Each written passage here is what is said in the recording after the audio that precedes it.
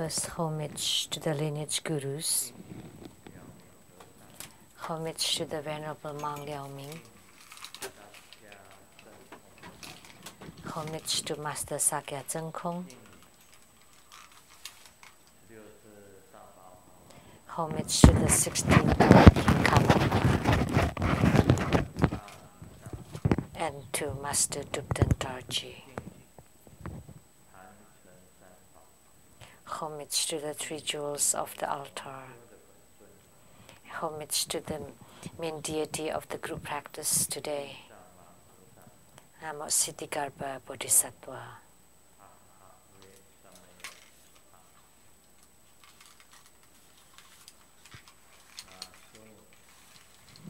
Sumo, all Dharma masters, Dharma educators, Dharma teachers, Dharma lecturers, Dharma assistants, temple directors, all disciples present here and over the internet.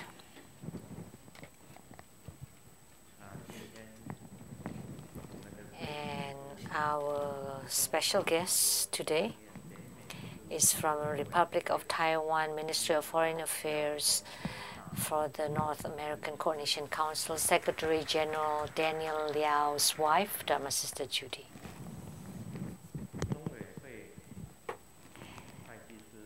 Accountant to the True Buddha Foundation, Dharma Sister Teresa.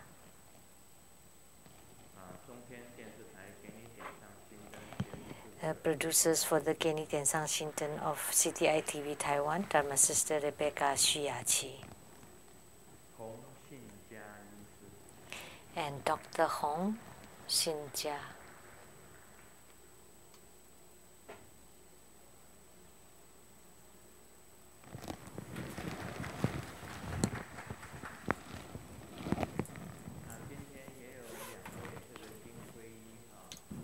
And we also have two people who just took refuge. They are from Seattle, and so they are also our special guests. Please stand up. Welcome.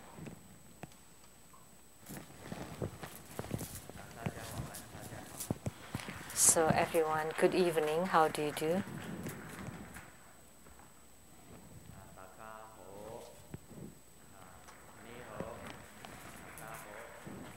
Cantonese.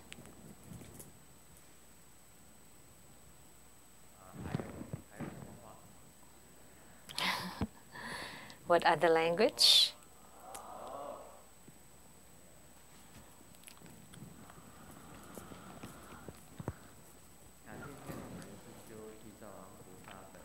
So today we practice Siddhigarbha Yoga, and Grandmaster has a very deep affinity with Siddhigarbha Bodhisattva. And the first statue that I enshrined was at the Taichung in Taiwan in the Zhonghe building. The first statue that I enshrined was that of Guan Yin Bodhisattva. And she is slightly yellow. So the Zhonghe building has not been on fire then. There were several bookstores, and there was one bookstore that's called Zhonghe Bookstore that published my books, and the other bookstore that called Yisi. So I was still young, and I loved to go to the bookstores. And when I went to the Yisi bookstore, there was a Guan Yin Bodhisattva. Her palm is like this and holding a vase, but the vase was broken. So instead, he hung a chanting bead on her hand. She looked like this. So I bought the statue, and the shopkeeper told me that the Kuan Yin Bodhisattva statue's face was broken. And I said, oh, don't worry, you can sell it to me. So he sold it for a very low price, and 15 NT dollars. So the exchange was a bit higher then, but still only 15 NT dollars. I was a professional soldier and a survey engineer, so I placed it on the window because I didn't know how to enshrine Buddhas or Bodhisattvas. That was my first statue. And that night, she did appear, and it was really on top of the ocean. And she approached me. So that was how responsive that was. And the second statue of Bodhisattva was Siddhigarbha Bodhisattva. The second Bodhisattva that I enshrined was Siddhigarbha Bodhisattva, which was the deity that we practice today. And at that time, I thought Siddhigarbha Bodhisattva has great vows, because at the Jade Emperor Temple, in one of the visiting the hell ritual there, I found myself having great affinity with Siddhigarbha Bodhisattva. So I had a Siddhigarbha Bodhisattva statue sculpted, and I donated the money. So at that time in Taichung, there was 3 shops that could make Buddhist statues. So I asked them to make a statue, and they asked me how big. I said, the smaller the better, because my house was very small. So maybe about this height. Very simple.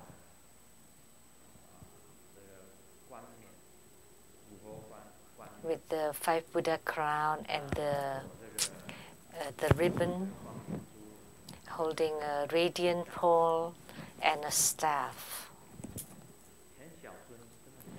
Very small statue, made of wood. And I personally asked the sculptor to make one for me. And then I brought it home. And then another statue was Golden Mother. I didn't have that sculpted, but it was from Shen, Tainan. That was the principal of a hospital there. And she has a Golden Mother statue and offered it to me. And all my yidams, personal deities, appeared. And that was Amitabha Buddha, was offered to me by a young man. When I was about to immigrate to United States in Seattle, Golden Mother was about this big. What should I do? So I asked Master Lian Huo, Lian Si, and Lian Zu, because they came here first. So I asked them, Lian Huo, Lian Si, and Lian Zu, to brought the statue to Seattle in America. So it was enshrined at their home, and they almost kept it for good because they found themselves to have great affinity. But finally, I got it back. Amitabha Buddha was also very small. Siddhigarbha Bodhisattva even smaller. So I placed them inside my luggage.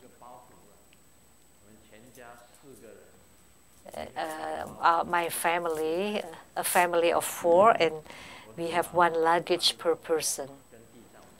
And I brought Amitabha and Siddhigarbha here. So these 3 deities, these 3 statues are at the tantric quarter. Above, Golden Mother, and then below her, Amitabha Buddha, and then below Siddhigarbha Bodhisattva. That was a small statue, and I used my own money to have it sculpted, to have it made. And Golden Mother was offered by the owner, the wife of an owner of a hospital in Tainan, and Amitabha Buddha was offered by a young man. And the rest of the statues were still in Taiwan and now at the Taiwan Lechang Temple.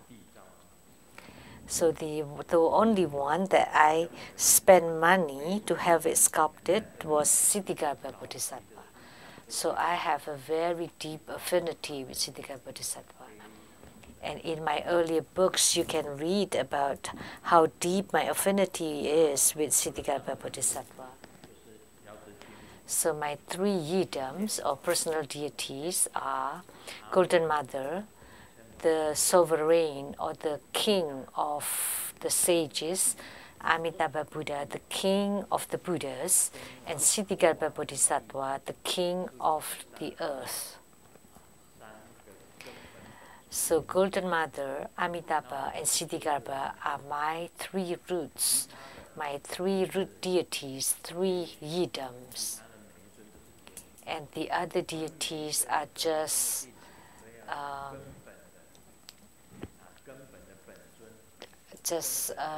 secondary. So as true Buddha disciple, we need to have a root guru, root yidam, and root protector. So in Tantrayana, we call it the empowerment and or blessings by the root guru, the absorption of the yidam, and the protection of the protector. So these 3 deities appeared to me. And Kuan Yin Bodhisattva too also has great affinity with me. And Amitabha Buddha also appeared to show themselves to me, and many other deities, also Siddhigarbha Bodhisattva.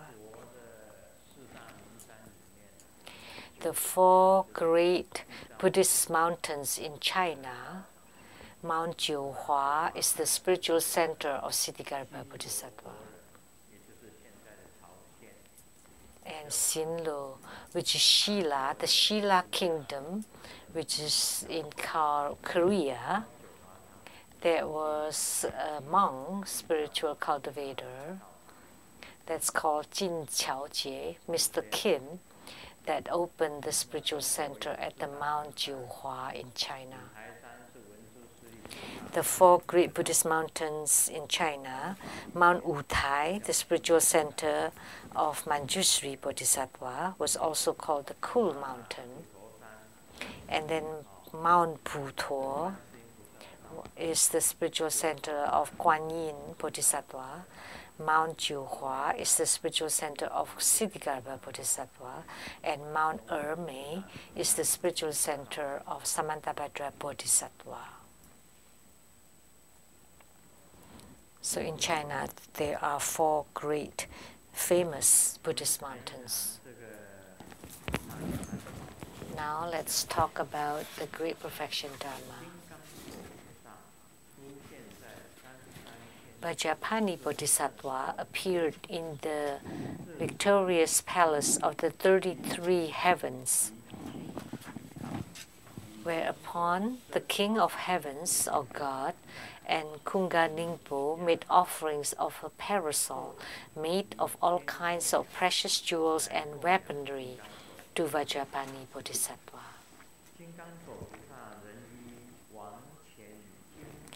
Based on the perfect abhisheka or empowerment of golden sovereignty vase Vajrapani transmitted to Kunga Ningpo 10 kinds of transformative pith instructions, 7 reliance on other Dharma, 5 major pith instructions, and numerous kinds of pith instructions of the Tantra division. Instantly, the great perfection Dharma was elucidated one by one to the heavenly prince Kunga Ningpo. So this was in the heavenly realm. So Vajrapani Bodhisattva transmitted to the Prince of God, the King of Heavens, Kunga Ningpo. They made offerings of a parasol made of all kinds of precious jewelry. So when we make offerings to the Buddhas and Bodhisattvas,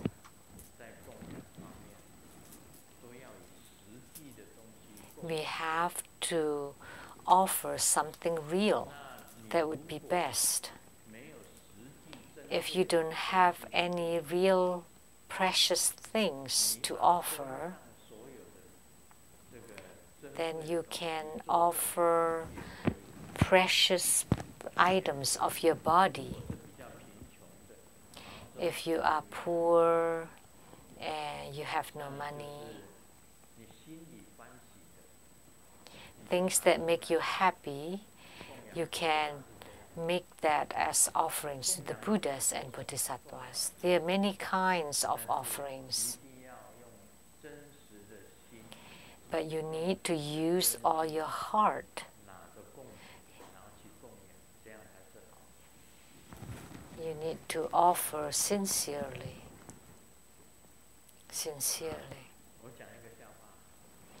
Now let me tell a joke. Today, I received a text message from my girlfriend, and she said, "Let's split up." And I felt really sad reading that. And 5 minutes later, she sent another text message. "Sorry, I sent it to the wrong person." And I felt even sadder, which means she has lots of boyfriends. So you need to be sincere. Actually, real friends are not many. There are many just common friends. Real friends that can go heart to heart are very difficult to find.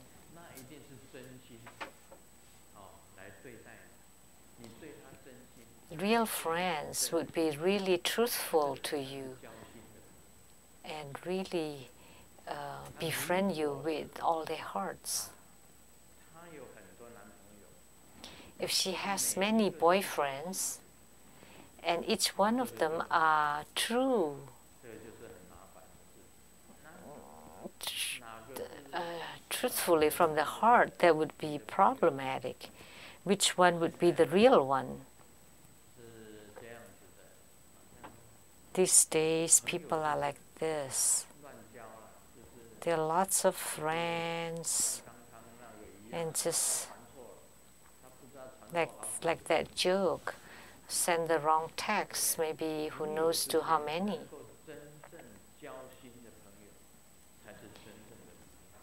Friends that can exchange heart to heart, that would be real friends. And the rest are just common friends. Like me and Golden Mother are heart to heart. Everything, I rely on her completely. Everything, she and Amitabha Buddha and Siddhigarbha Bodhisattva, they would be, everything would be there for them first. And I give my heart to them. And there's no mistake about it. So that is the heart to heart. Golden Mother was the first one who guided me onto this path. She would be one that I highly revere forever. And Amitabha Buddha is the place where I would go to in the future. So I chant Amitabha Buddha wholeheartedly. And Siddhigarbha Bodhisattva is my best friend.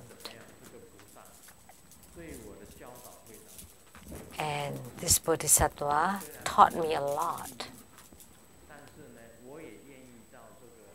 Although I don't say I will go to hell, but I'm willing to go to the Cui Wei Pure Land in hell, which is the pure land of Siddhigarbha Bodhisattva, one of the Siddhigarbha Pure Lands.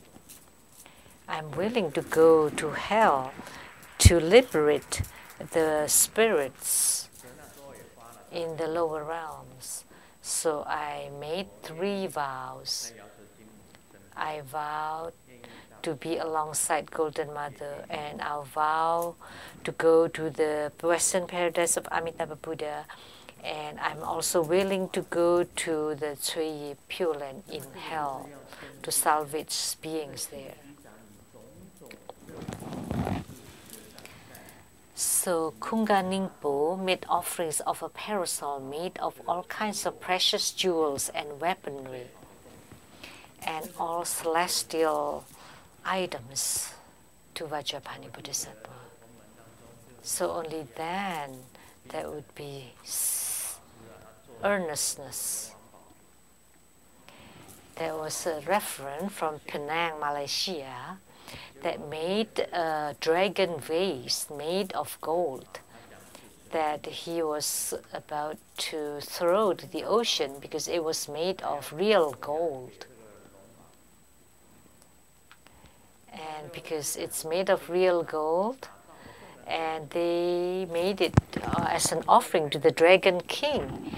And it's a pity to be thrown to the ocean, so instead they offer it to Grandmaster. Because Grandmaster is the Vajra with great fortune. So instead he offered it to me. So I checked what's inside the dragon vase, and the vase is made of real gold. But inside the vase, I thought there would be diamonds and gold and silver, or pearls, or crystals.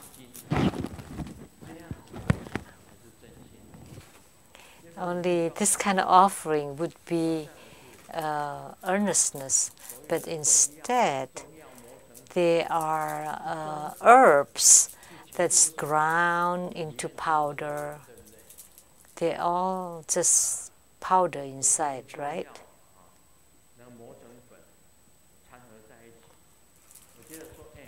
And they're all mixed together. So this kind of offering is correct. If you make this offering to me, that's better, because the Dragon King does not necessarily eat the Chinese herbs. If you place gold inside it, that would be good. So when the Dragon King received the dragon vase, he may be really pleased, but if he opened inside, he would be angry. So what you should place inside should be things that you love most. Although Grandmaster had said that before, is those for the people that cannot afford it.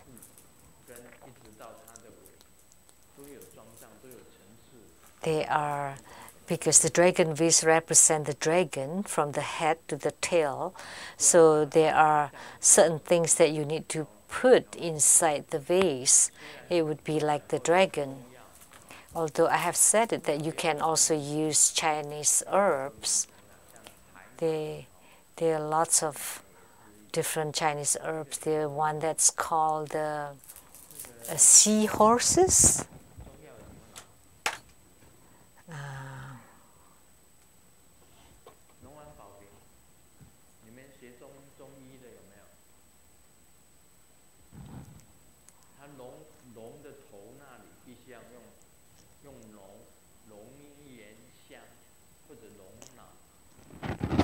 So at the place of the head, it should be called like Long Nao or Long Yan, dragon eyes or dragon brain.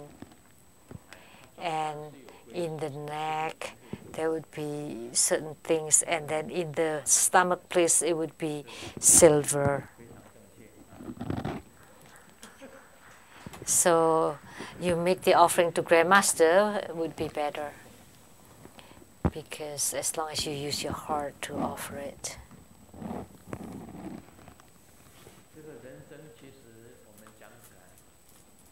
So human life is actually very short.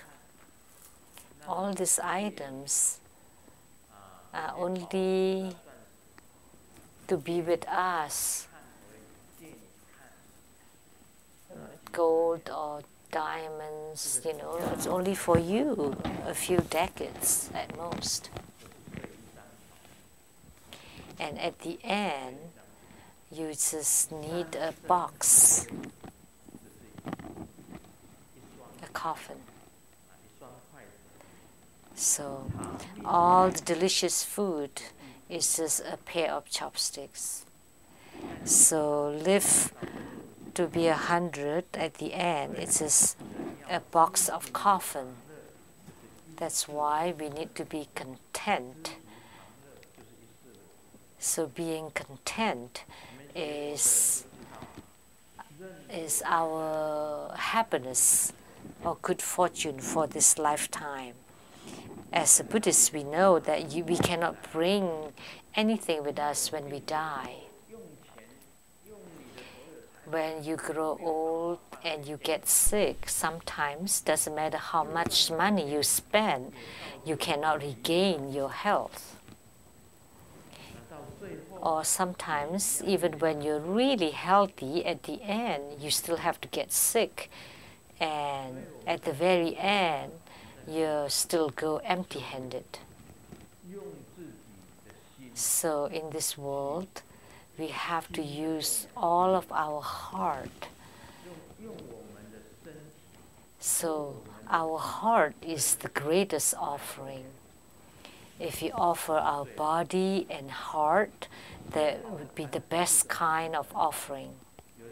And the best kind of altar is, some people say, made of gold, made of silver. A tantric altar is very expensive. There are lots of gold in it. There's some gold-plated or real gold or silver or precious pagodas with a glass or lapis lazuli.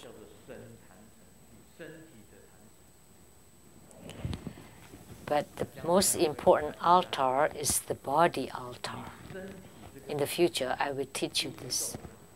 The most important altar is the body altar.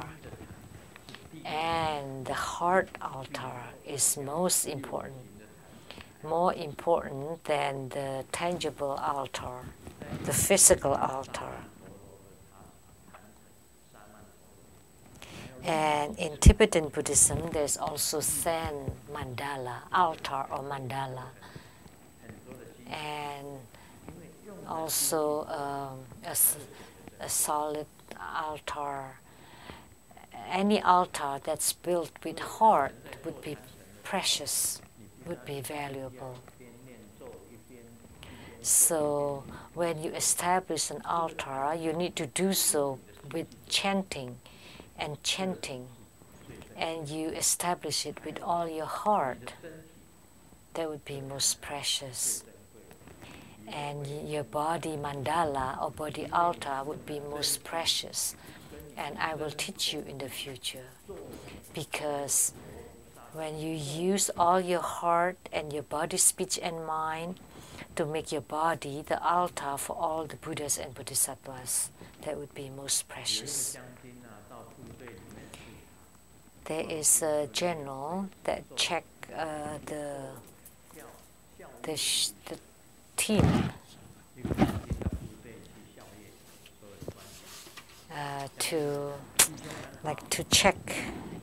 to check on the team, and said, brothers, how do brothers? And they said, oh, chief, how you do? And they said, oh, how come you're also dark? And they replied, oh, chief, you're even darker. And the chiefs tap on somebody's chest. Oh, you're training really well, like grandmasters pushing up, doing push-ups for 200 times and sit-ups. Wow, your muscle is really strong. And the soldier replied, but I'm a woman.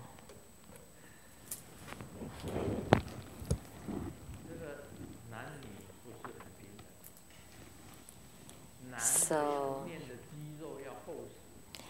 there's no equality between man and woman. So for man, we have to train every single day in order to develop this kind of chess. But for women, they don't need to train and they have it already.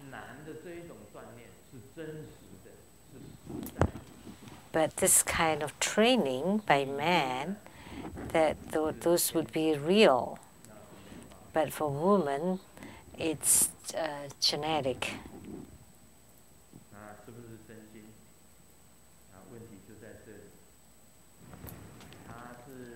So whether it is wholehearted or not, the question is here.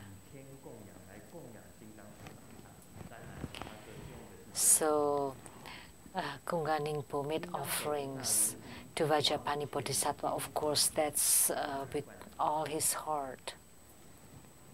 And based on the perfect abhiseka of golden sovereignty vase, so this vase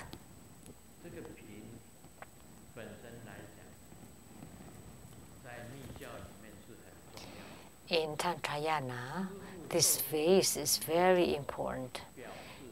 When the Guru bestows empowerment to the Vajra masters with this vase,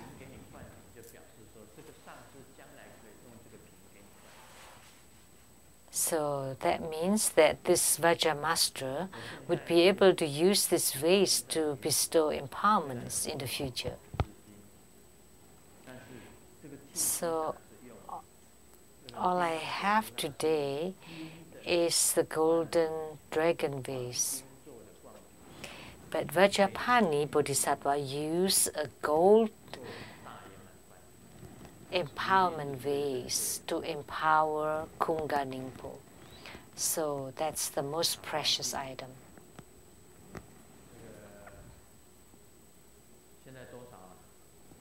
How much is gold now?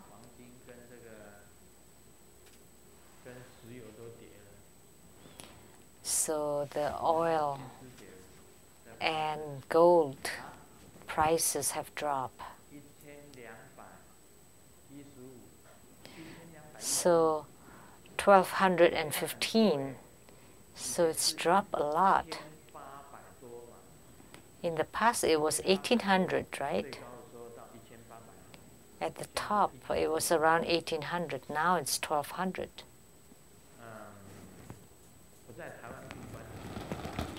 When I was in retreat in Taiwan, that was the year of 2000. At that time, I wanted to buy gold.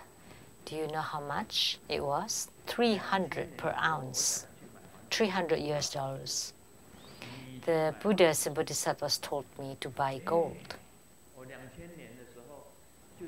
So in 2000, I wanted to buy gold. Now it's 2014, so 14 years ago. I got ready to buy the gold, and the gold dealer told me, Nobody buy gold nowadays. Now we all just trade stocks because gold stayed at around 300. If I had bought gold at that time, now I would have earned lots of money and I would sell it at 1800. That would be earning about 6 times. 6 times.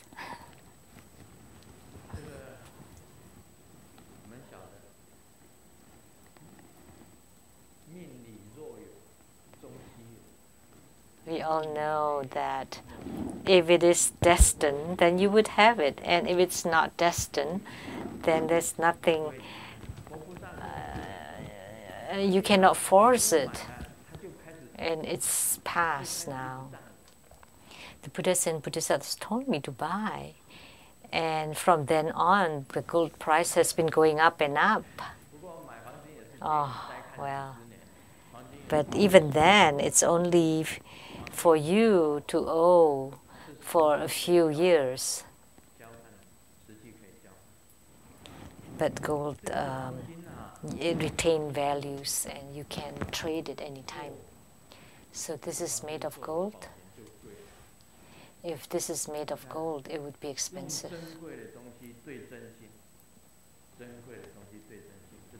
So you use the most precious things to exchange heart to heart.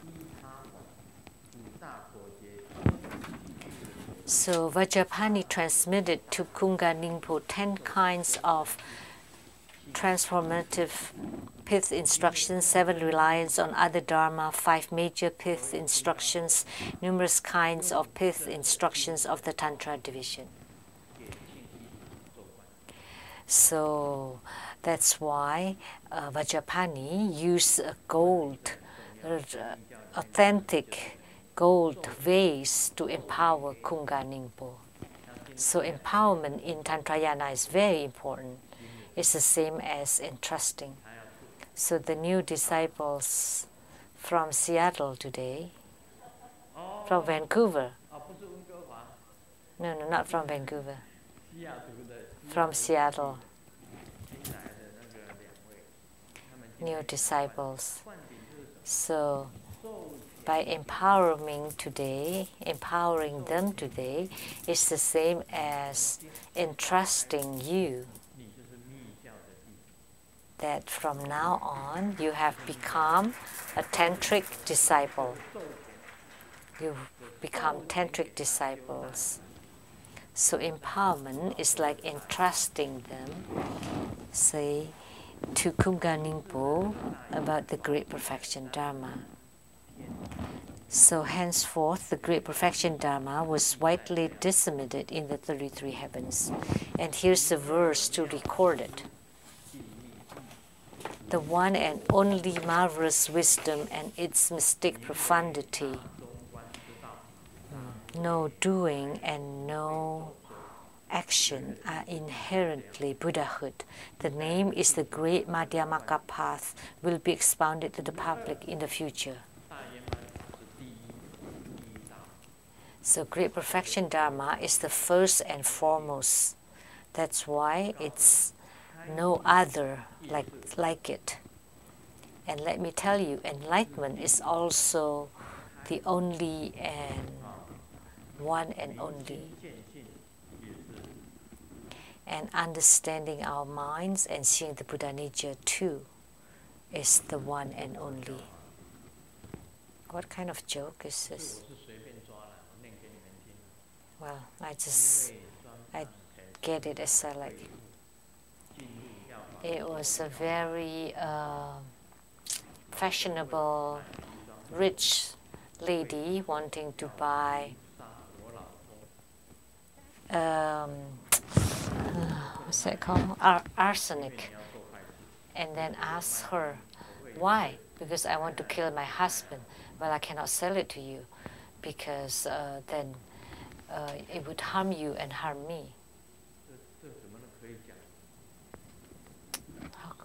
How can we tell such a joke?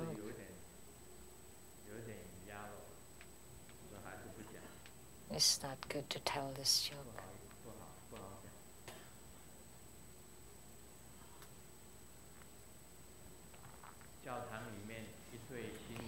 In church, they are newlywed, having a wedding, and the minister asks the bride, in rich and in poverty, would you want to become his wife in sickness and health and for better, for worse? And the groom heard no. And the minister heard that. And okay, because the bride didn't agree, so the wedding has to be cancelled. So the groom asked the bride, why? What happened? And the bride said, oh no, I was farting. In Chinese, no sounds like poo. So that's fake. So minister's ear was very sharp.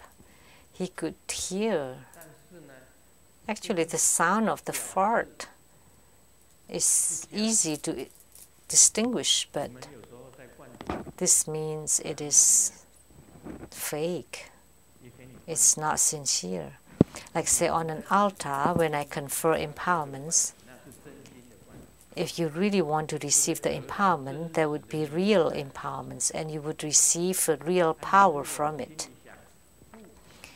But if you think, no, I don't want this, then it would be different. Then it would not be a real empowerment. So it should be real to real, truthfulness to truthfulness. If one is truthful and the other one is not, then it will not be effective. So when Grandmaster empower you, you need to receive the empowerment with earnestness, with great sincerity.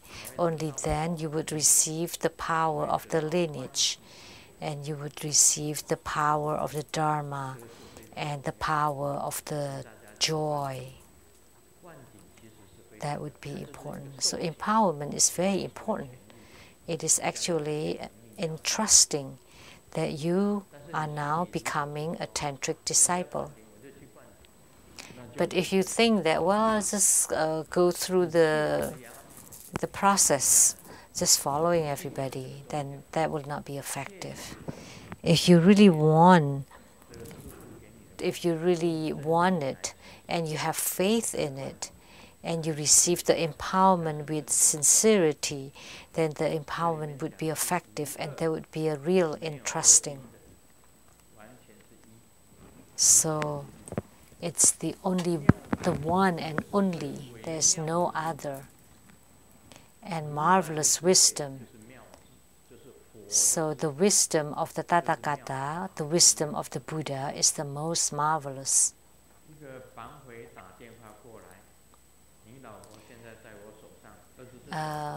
Against the call, your wife is here, and why don't you wire $1 million? Otherwise, I would kill her. And the husband said, well, I have no money, and how about a few days later? And the kidnapper asked why, and the husband said, well, I just want to have a quiet few days. And the kidnapper finally said, well, you have to give me $2 million, otherwise I let her go right away.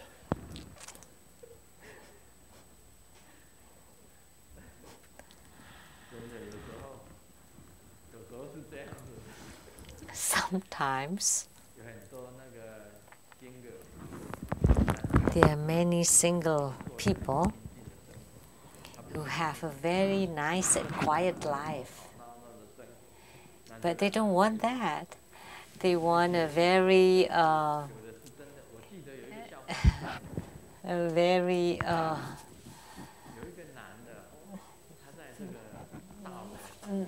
time that's not quiet, then let them get married. There was a joke that tell of a man that wanting to jump off the building to kill himself. And the policeman persuaded him not to kill himself. Why? And then he said, because my wife ran away with my friend 2 years ago. And the policeman said, well, that was 2 years ago. Why didn't you kill yourself then? Why do you want to jump off the building now? And the man replied, don't you know? My friend told me that he wanted to send my wife back.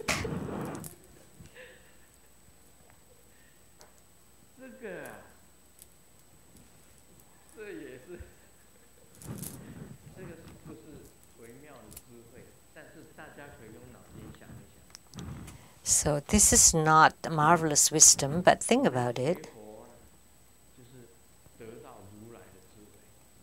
So our Buddhist study is in order to obtain Tathagata's wisdom.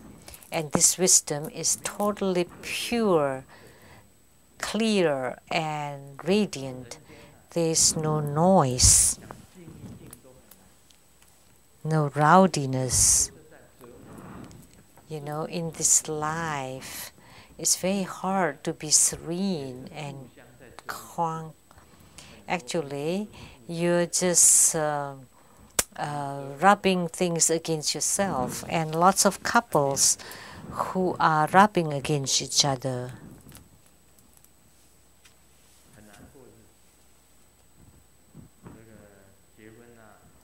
It's very hard to live your life like that. So sometimes they torment each other. So some people, when they're not married, they want to get married. Once they get married, they want to get divorced. After they get divorced, they still want to get married. So they have ever-changing mind because they don't receive this marvelous wisdom, that one and only marvelous wisdom. If you have attained such a wisdom, it's completely pure and clear. So there is a very mystic profundity, very secret meanings, which mean something that's not known to the general public. There are 4 kinds of Dharma spoken by the Buddha. The first is to teach you to do good, which is to do good deeds, simply said. Second, how to become a good person. Third, how to counterbalance all the bad stuff, the greed, desire, anger, hatred, ignorance, delusion, doubt, pride. And fourth is this verse, is the mystic profundity. The highest wisdom is mystical, is mystic profundity.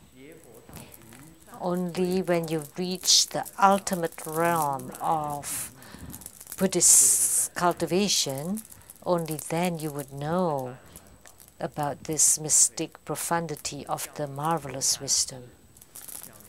That's in the Great Perfection Dharma. It teaches you how to do good deeds, how to become a good person, how to counterbalance all the bad stuff, all the evil, the greed, anger, delusion, pride, and doubt. And finally, teaching you how to attain the mystic profundity. Once you attain that, everything would be at peace. There would be no wars between countries. There would not be any disputes between different tribes. There would be no wars between families. There would not be any wars in your family. Only after you attain the mystic profundity, you would have that serenity. Otherwise, whether you're single or married, wherever you are, there would be wars if you don't understand it. Inside the group, there would be wars. In a company, you would have wars between co-workers, with your boss, or in business, then you would have wars between competitors, unless only when you attain the mystic profundity, everything would be at peace. But because it is mystical, it is a secret, it cannot be spoken. Another joke. Mirror, mirror, who is the most beautiful one on earth? And the mirror replied, you again. And she said, thank you. And the mirror quietly said, it's you again asking the same stupid question all day long. So even the mirror lied. She kept asking all day long. It was in the story of Snow White. The witch would ask the mirror, the magical mirror, mirror, mirror, who is the most beautiful woman on earth? And the mirror replied, it's you. And the witch replied, yes. And the mirror thought inside silently, it's you again asking this stupid question. Now the most beautiful one on earth is Snow White.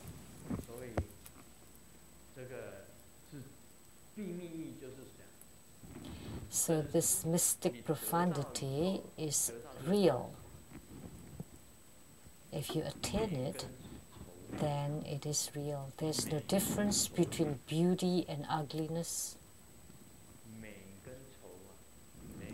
Beauty and ugliness, there are no differences.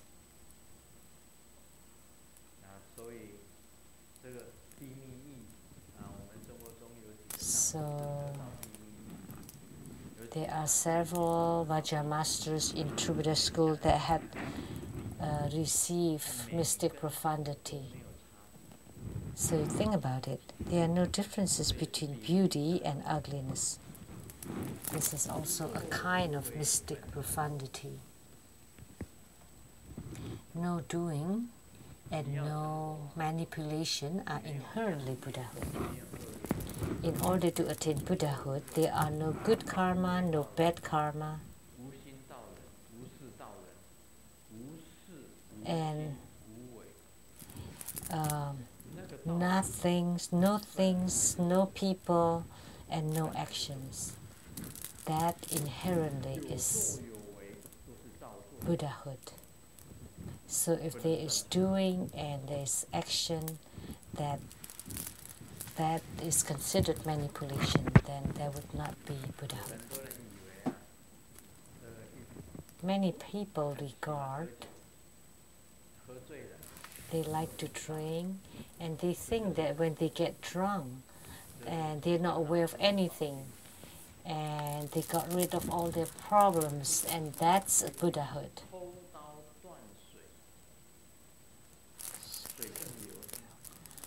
There is that song or verse that say, you pull the sword to cut the water, yet the water continues to flow. There's no way to cut it off unless if you gain enlightenment. Only when you gain enlightenment, everything would be at peace. Everything is gone. A and B drank a lot and then drove a car. And they saw a policeman in front. And A told B, be careful driving. There's a policeman. There's a cop. A slang for the policeman. And then A asked, isn't it you who drives? Because both of them were really drunk. They don't even know who's driving. So after you get drunk and you're befuddled, and the car is moving, but yet they're not sure who's driving. That's why they have. So never, never.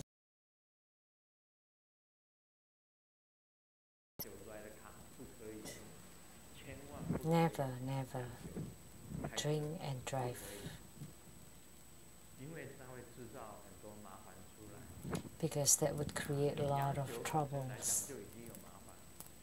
It's already troublesome enough to drink, and then on top of it, and you drive.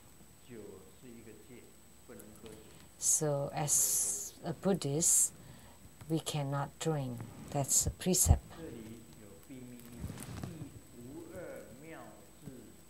So there's the profundity here. The one and only wisdom of the Tathagata, and is considered a secret meaning, mystic profundity, and that is the great perfection Dharma. And it explains the great perfection Dharma, that at first you do and you act to cultivate in the beginning, and then ultimately at the end there's no doing and no action. So that's a marvelous wisdom of the Tathagata. And with the mystic profundity at that time, it's the same as you have attained Buddhahood. So now do you understand about this explanation? So let's talk to the first two of the verse. And tomorrow I will continue on the next two phrases. The name is the Great Madhyamaka Path. Will be expounded in the public in the future. Om Mani Padme Hum.